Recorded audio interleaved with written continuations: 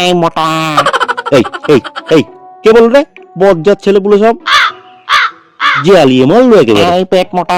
এই এই বলছে, এই এই ওঠ ওঠ, দাঁড়া জানোয়ার, তোকে হাড়ে হাড়ে চিনি, ওটা তোরই কাজ। ওঠ ওঠ ওঠ। ইয়েস ইয়েস স্যার, আছি স্যার, প্রেজেন্ট স্যার। শয়তানি তো গাঁটে গাঁটে পড়েছিস কিছু? হ্যাঁ স্যার, পড়েছি তো। আজ শুধু জাঙ্গিয়াটা পড়তে ভুলে গেছি, বাকি সব পড়েছি স্যার। চপ পাঁটা কোথাকার, ধর ধর কান। আরে রাম ছাগলের সর্দার, পড়াশোনা কি কিছু করেছিস? না মানে, করেছি তো? হ্যাঁ স্যার, পড়েছি তো স্যার। তাই পড়েছিস? ধরলে বলতে পারবি?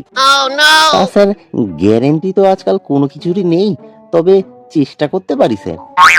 খুব কথা শিখেছিস, হ্যাঁ খুব কথা শিখেছিস। আচ্ছা আচ্ছা বল, পথ কত প্রকারের, পারবি? ওই যে বললেন স্যার, চেষ্টা করতে পারি। তাই করো না পাঁটা কোথাকার।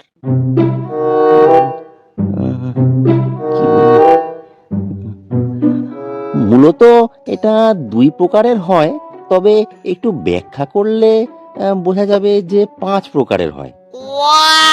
আরে বাস, আজ তো সত্যিই পড়েছিস মনে হচ্ছে। বল বল, শুনি শুনি, আরো শুনি। তা স্যার, দুই প্রকারের হলো গন্ধহীন ও গন্ধযুক্ত। তবে আরো একটু ব্যাখ্যা করলে আরো 5 প্রকার পাওয়া যাবে স্যার। মানে কি বলছিস এসব? এসব কি হচ্ছে? আরে স্যার, আগে পুরোটা শুনুন তো, তারপর না হয় যা বলার বলবেন। আচ্ছা, পাগল ছিল তো, কি বলছিস এসব? তাই স্যার, 1 নাম্বার হলো যেটা ফুস করে বেরোয়, যেটাতে হাজার চেষ্টা করলেও আওয়াজ হয় না, তা আসলে বিষাক্ত গন্ধযুক্ত গ্যাসে ভরা। আর 2 নাম্বার হলো যেটা ভক করে বেরোয়, কোনো অস্বস্তি ছাড়া, এটাতে কিন্তু কোনো দিনও কোনো গন্ধ থাকে না। 3 নাম্বার হলো যেটা ফুস করে দেওয়া যায়, তবে বাড়িতে বা বন্ধুদের সামনে আমরা পক করেই ছেড়ে থাকি, তাতে গন্ধ থাকবে কি থাকবে না সেটা তো স্যার ভাগ্যের ব্যাপার। আর এরপর 4 নম্বর হলো যেটা অনেক কষ্ট করে বের করতে হয়, পুরপুর পুরপুর করে আওয়াজ হয়।